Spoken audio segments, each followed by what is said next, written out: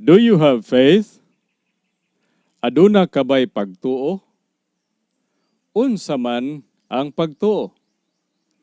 Importante kini nga pangutana nga sa tin-aw matubag, kay adunay daghan kinsa wala masayod unsa ang pagtuo.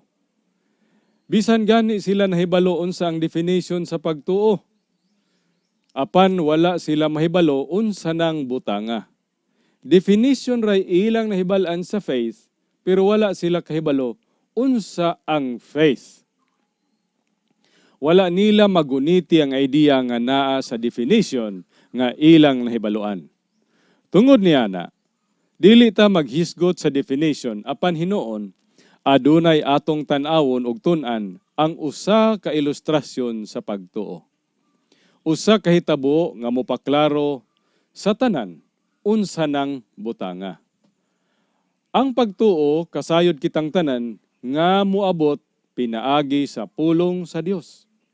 Sa pulong busa ato ning pangitaon. Usa ka adlaw niya na ang usa ka senturyon miduol kang Hesus ug mingon kaniya, Ginoo, ang akong binatunan giparalisis. Nagahay-ad sa balay ug nagaantos sa hilabihan gayud. Ug si Jesus mingon kaniya, Muadto ako ug ako siyang ayuhon. Apan ang senturyon mitubag og mingon, Ginoo, dili ako takos nga mopasilong ikaw sa ilalom sa akong atop. Apan isulti lamang ang usa ka pulong ug ang akong binatunan mamaayo. Og sa pagkadungog ni Hesus, nahibulong siya.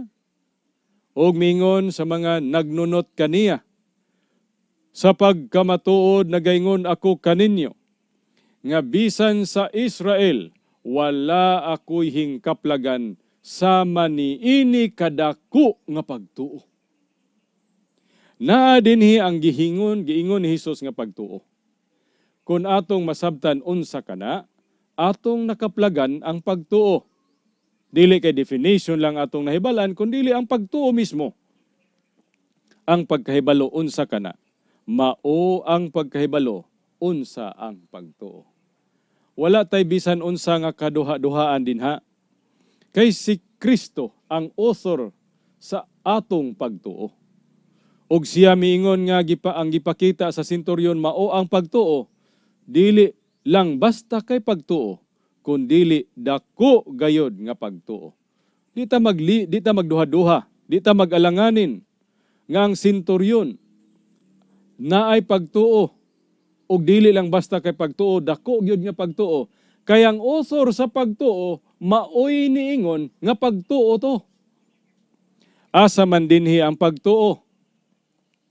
Ang senturyon gusto mahitabo ang usa ka butang. Buot niya nga ang Ginoo mobuhat ni ana. Apan sa diha nga ang Ginoo mingon muadto ko aron ako siyang ayuhon, ang senturyon mingon isulti lang ang pulong ug mahitabo na. Karon, unsa may gidahom sa senturyon nga mohimo sa pag-ayo? Ang pulong lang. Asa man siya nagsalig sa kayuhan sayang ulipon, nagsalig siya diha sa pulong lang. Ug kana mao ang giingon ni Hesus nga pagtuo. Karon unsa ang pagtuo? Ang pagtuo mao ang pagsalig sa pulong sa Dios nga mohimo kun unsa ang gisulti. Og pagdepende diha ni ana nga pulong nga maoy mobuhat kun unsa ang giingon. Maingon nga mao ni ang pagtuo ug ang pagtuo nagagikan sa pulong sa Dios aron masabtan ang pagtuo. Kinahanglan atong itudlo nga ang pulong diha sa iyang kaugalingon aduna nay power nga mohimo kun unsa mismo ang gisulti. Atong basahon ang unang bersikulo sa Biblia. Nag-ingon, In the beginning, God created the heaven and the earth. Giunsa man niya ang paglalang nila sa langit og sa yuta ug sa tanang butang. Ang mabasa mao kini, pinaagi sa pulong ni Hioba ang mga langit na ngahimo ug ang tanan nga panon kanila pinaagi sa gininhawa sa iyang baba. Kay siya misulti og namao. Salmo 33, versikulo 6 hangtod sa 9. Sa wala pa siya misulti, wala. Apan human siya nga misulti, nanaa. Pinaagi lamang sa pagsulti, nahitabo. Unsa may naghimo sa mga butang nga milungtad, pinaagi sa pulong lang. Apan ang kangit-ngit ana ibabaw sa tibuok naong sa kahiladman. Ang Dios buot nga adunay kahayag. Apan unsaon man pagkanaa sa kahayag nga samtang ang kahimtang pulos lang man kangit-ngit. Busa ang Dios mingon, motungha ang kahayag ug diha ang kahayag. Diin man gikan ang kahayag. Ang kahayag gikan sa pulong nga gisulti. Kini mismo nga pulong maoy nihimo sa kahayag. Makita sa Salmo 119 verse 130, ang sinugdan sa imong mga pulong nagahatag og kahayag. Busa ang nagproduce og light, ang Word of God. Sa una, wala pa'y atmosphere, wala pa'y firmament. Ang Diyos buot nga dunay firmament, kanang atong nahibaluan nga mga ionosphere, stratosphere, kanang ozone layer, nga ginahisgutan sa mga scientist o sa mga tao nga nahibalong nag-anam nagkabuslot tungod sa pollution, kanang butanga. Wala pa na kaniadto. Walay ozone layer, walay stratosphere, walay ionosphere. Apan unsaon niya pagpalungtad ang maong butang? Ang Diyos mingon, motungha ang hawan ug namao. Sa laing translation sa pulong namao ug nahitabo. Unsa may nakahimo sa atmosphere nga mulungtad, unsa may naghimo niya ng nahitabo, ang pulong lamang. Siya misulti og nahitabo. Ang pulong nga gisulti diha sa iyong kaugalingon maoy mipalungtad sa maong butang. Unya ang Dios buot nga adunay uga nga yuta.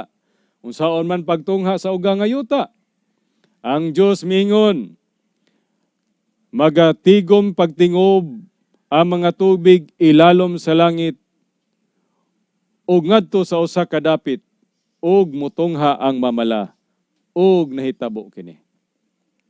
Walay mga talamnon, walay mga prutas ug mga gulayon, walay mga bulak ug tanaman. Asa man sila nagagikan? Ang Diyos miingon, let the earth bring forth grass, the herb yielding seed. Og sa mga kahoy nga himunga sumala sa ilang matang, nga kansang binhi naa diha siyang kaugalingon. Diha sa yuta og namao kadto. Ug usab ang Dios mingon, mutungha ang mga kahayag sa hawan sa langit, og nahitabo kini. Og ang Dios na usab mingon, mupatungha ang yuta sa mga buhing mga linalang o mga binuhat, og namao kini. O mao kana ang nahitabo. Pinaagi lamang sa pulong ni Jehova ang tanang butang gilalang.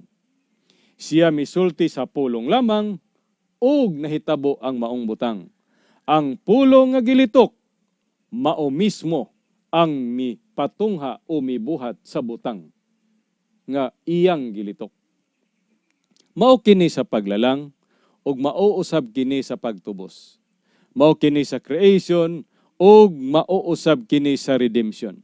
Siya nag-ayo sa mga masakiton, siya nagpagawas og mga yawa, siya nagpakalma sa mga bagyo, sa mga balod, iyang gihinluan ang mga sanglahon, iyang gibanhaw ang mga patay, siya nagpasaylo sa mga sala. Kining tanan gihimo niya pinaagi sa pulong lamang.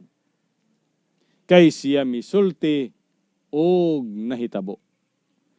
Ang Diyos mao kaniadto, mao karon ug mao hangtod sa kangturan.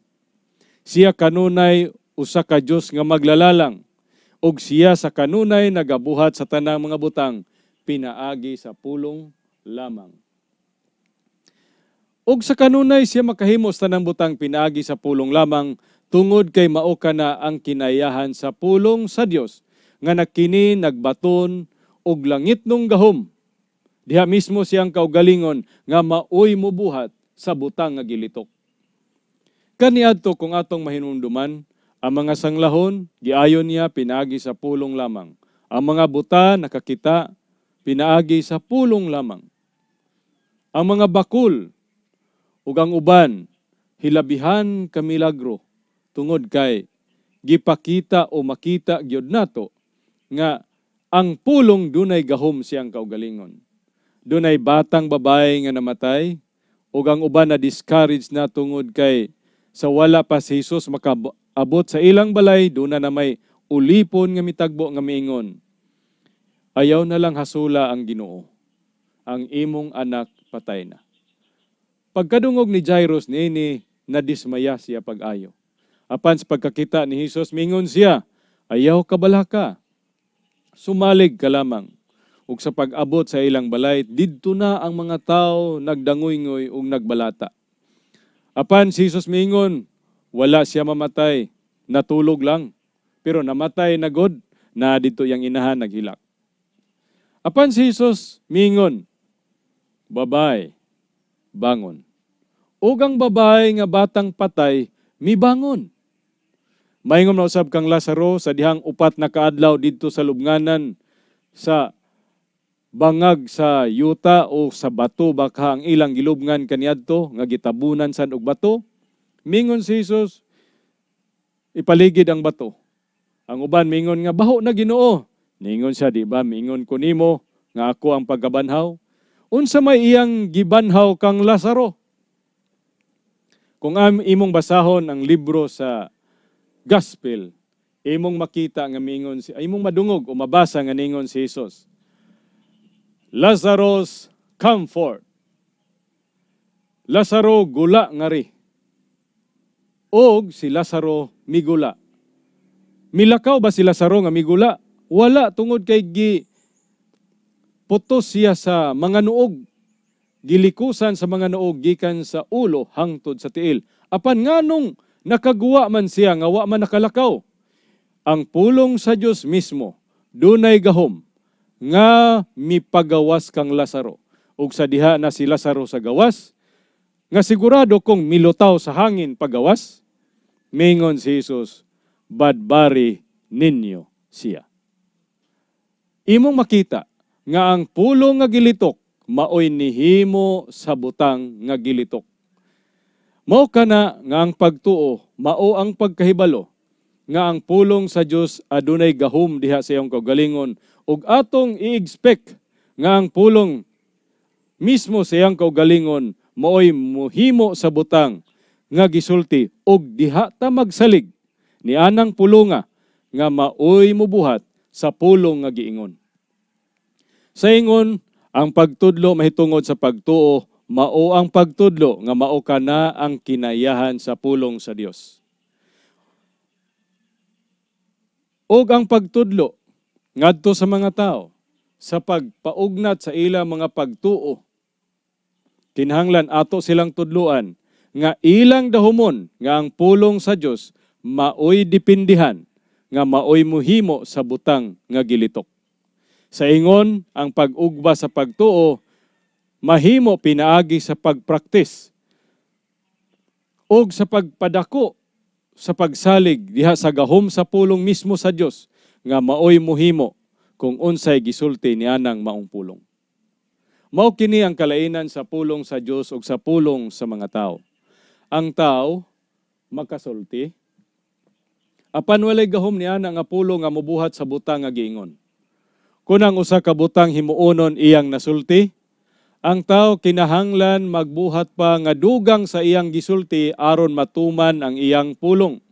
Dili ingon niana ang pulong sa Dios. Sa diha nga ang Dios musulti, nanaa na. Og nanaa tungod kay siya misulti. Kini mihimo kung unsay gusto niyang isulti. Dili na kinahanglan nga ang Dios sama sa mga tao nga duna pay buhaton nga dugang sa gisulti. Dili na kinahanglan niya tumanon ang iyang pulong kay natuman na. Iyang isulti ang pulong lang ug ang butang nahimo. Si Pablo mingon sa 1 Tesalonica 2 versikulo 13. Og tungod nini kami usab nagapasalamat sa Dios sa walay undang kaysa pagkadawat ninyo sa pulong sa Dios nga inyong hingdunggan gikan kanamo, gidawat ninyo kini dili ingon nga pulong sa tao, kundili ingon nga sa pagkamatuod gayod pulong sa Dios nga nagabuhat usab diha kaninyo nga nanagtuo. Karon nga mituo na ta nga ang pulong sa Dios dunay gahom nga muhimo kun unsay gisulti. Dili na usab lisod alang kanato ang pagsabot sa Roma 4 versikulo 5. Unsa may gingon diha?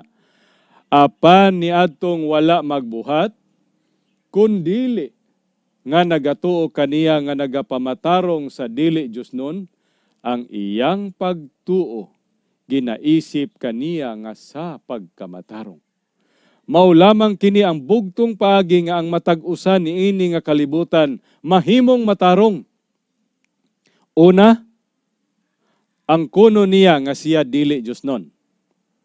Unay una, dayon mutuo nga ang Dios nagamatarong. Mag-isip nga matarong sa dili Diosnon ug siya matarong sa pagkamatarong gayod nga iya sa Dios. Unique. Kuyaw. Apan kung dili ka makasabot nga ang pulong sa Dios mo'y naay gahom sa nga muhimo sa iyang giingon, ikaw mo'y maningkamot.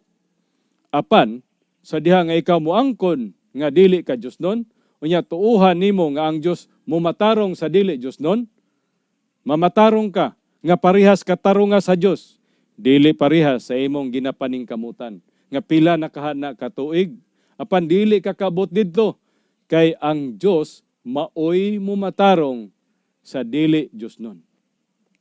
Tanan dinhi sa kalibutan dili Diosnon. Ug ang dili Diosnon nagkahulugan dili sama sa Dios. Ingon sa nasulat, kay ang tanan na nagpakasala ug nawad-an sa himaya.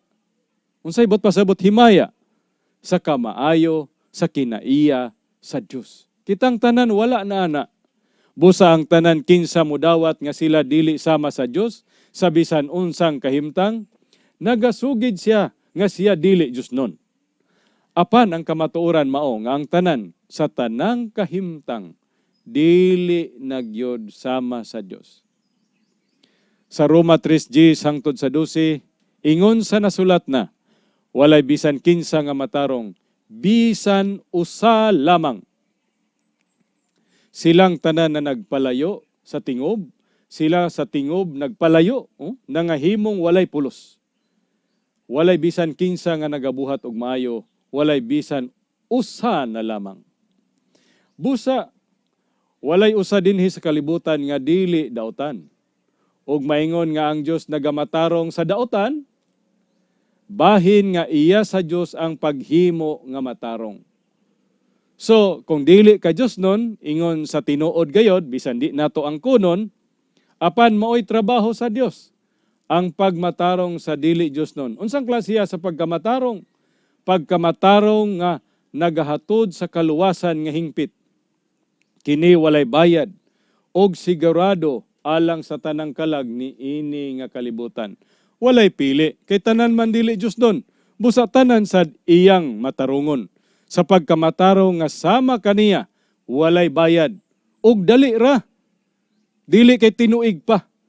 Ang paglitok sa Dios kaniadto nga mutungha ang kahayag, diha-diha dayon na ang kahayag. Busa kung ikaw gustong mahimong matarong, diha-diha mahimo kang matarong sa makatarunga sa Dios. Ni anang gutlo nga ikaw misalig sa pulong lamang. Ug ang gikinahanglan lang buhaton, kay gusto man tang matarong, mao nga siguraduhon nato ning atong bahin. Ang Dios dili man abakakon, mubuhat man na siya sa iyang bahin. Unsa ang iyang bahin? Mumatarong sa dili Dios nun. Unsa man pud atong bahin nga atong siguraduhonon? Mao ang pagdawat ni ana. Ang pagtuo nga mumatarong ang Dios personally sa tagsa kaniya nga dili Dios nun. Sumo na atong dawaton, atong tuuhan. Ingon ani, bisan daw dili kasagaran kini paminawon sa daghan, ang bugtong qualification nga gikinahanglan lang nga pagpangandam aron ang tao mahimong matarong, mao ang pag-angkon nga siya dili Dios nun. Unya, kung naananing mga qualification, kining pag-angkon nga dili ta Dios nun, unya mutuo nga siya mumatarong sa dili Dios nun, naandam na ang tanan. Ang kinatibuk-an lang nga gikinahanglan aron mahimong matarong, hingpit, libre ug sigurado, mao lang ang pagtuo nga ang Dios mumatarong kaniya nga dili Dios nun. Ang usa ka tawo nga dili Dios nun, mahimong tarong, hingpit, libre sa pagkamatarong nga tupong sa Dios, sa dihang siya mutuo nga dili siya Dios nun. Sayon lang tuuhan sa daghan nga sila dili Dios nun. O gani ang kuno nila kini. Apan kun sa pagtuo na nga ang Dios mumatarong kanila, lisuran kaayo sila. Ug usa lang ang rason ngano nga sila dili makatuo, mao nga sila dili Dios nun. Hilabihan ka dili Dios nun. Buot ipasabot, hilabihan ka lahi sa Dios. Kung makakita sila og maayo diha sa ilang kaugalingon o kaha mabuotan-buotan, do na unta sila'y kaisog nga mulaom nga ang Dios mumatarong nila.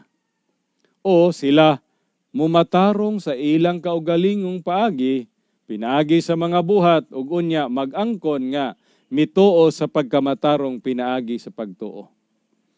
Apan kana nagwagtang sa tanang hinungdan aron matarungon.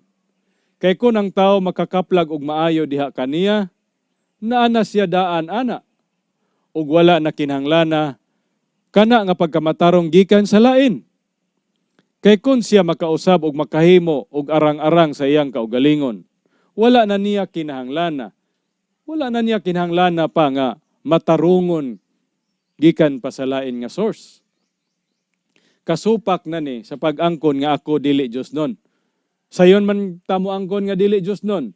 Pero kung mutuo nga ang dili Dios nun matarungon, dili ta ka tuo.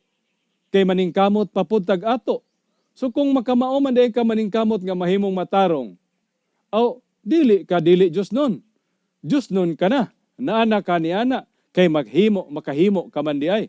Busa ang Dios dili na unta mo matarong sa dili Dios nun. So kasupak na. Kay dili naman ka kinahanglan pa nga tarungonon kay makaarang-arang man di ka sa imong sarili. So kasupak na ni sa pag-angkon nga ako dili Dios nun. Nga ako dili kato nga ang Dios makatarong nako. Kay kun ako Dios nun, wala na kinahanglan nga himuon kong matarong. Matarong nako. Kay walay tunga-tunga sa Dios nun og sa dili Dios nun. Walay tunga-tunga. Apan sa dihang ang tao makakita siyang kaugalingon nga hilabihan kadautan. Ug wala nay paglaom nga matarong pa. Sa diha lang nga punto, kung makaabot ka nga, ma-feel na nimo og makasabot ka na, nga wa na jud kay paglaom nga mabuutan pa sa imong paningkamot. Diha lang nga punto makasulod ang pagtuo. Maura gyud ka na. Sa ingon ana lang ang pagtuo makahimo sa pagsulod. Kaya ang pagtuo nagasalig diha sa pulong sa Dios lamang. Hangtod nga naa pa siya'y pagsalig sa kaugalingon, bisan unsa kagamay.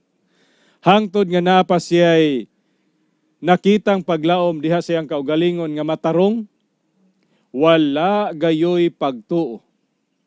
Basta ingon ana, walay luna sa pagtuo. Tungod kay ang pagtuo mao ang pagdepende sa pulong lamang.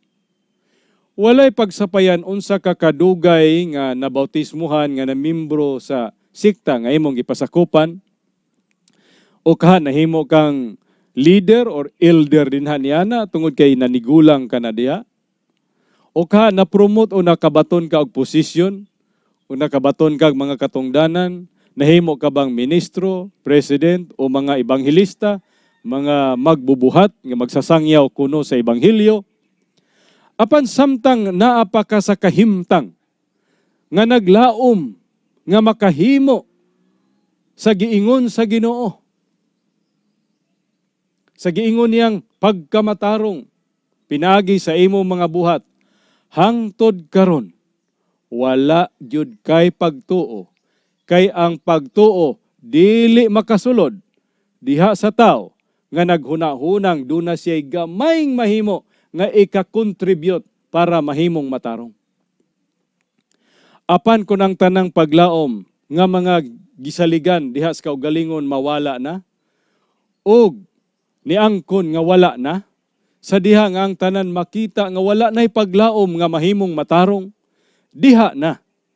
Muyokbo siyang kaugalingon diha sa saad sa Dios. Diha sa pulong lamang. Mga liyupo, ang pagtuo mo sulod, pinaagi sa pagtuo, makabaton sa pagkamatarong nga hingpit og libre. Bisan unsa siya kadaotan. Hangtod sa kahangturan kini nahisulat. Roma 4 versikulo 5. Apan ni adtong wala magbuhat, kundili nga nagatuo kaniya nga nagamatarong sa dili Diosnon. Ang iyang pagtuo ginaisip kaniya nga sa pagkamatarong. Roma 3:22, unsang klasiha sa pagkamatarong ang nabatunan sa taong walay nabuhat, walay nahimo, or zero? Kadto gayod nga pagkamatarong sa Dios pinaagi sa pagtuo kang Hesukristo. Pagkanindot nga maayong balita. Makapangutana ta, aduna kabay pagtuo? Roma 3:25 hangtod 28, nga gipadayag sa Dios sa pagpahayag sa iyang pagkamatarong tungod kay gisayloan niya ang mga sala nga nangabuhat kaniadto, aron sa pagpadayag sa iyang pagkamatarong niining panahona nga siya maoy matarong sa iyang kaugalingon ug ang magapamatarong ni adtong adunay pagtuo kang Hesus. Busa hain man ang mga panaghimaya, gipagawas kini o unsa may ikapanghambog, wala gyud kay ikapanghambog sa bisan unsa pang paagi. Busa ginaisip nato nga ang tao gipakamatarong tungod sa pagtuo, gawas nga walay moibot ipasabot, walay buhat sa kasuguan. Ang pangutana, may pagtuo ka ba? Nga ang pulong sa Dios maoy mubuhat sumala kung unsay gilitok niini, kung dili ka pa kadawat, wala ka pa'y pagtuo. Apan ang pangutana, mamatarong ka ba sa imong tinuig nga paningkamot hangtod mamatay? Ang tubag, dili gayod, kay buhat sa Dios ang pagmatarong sa taong dili Diosnon. May pagtuo ka ba? Beautiful words, wonderful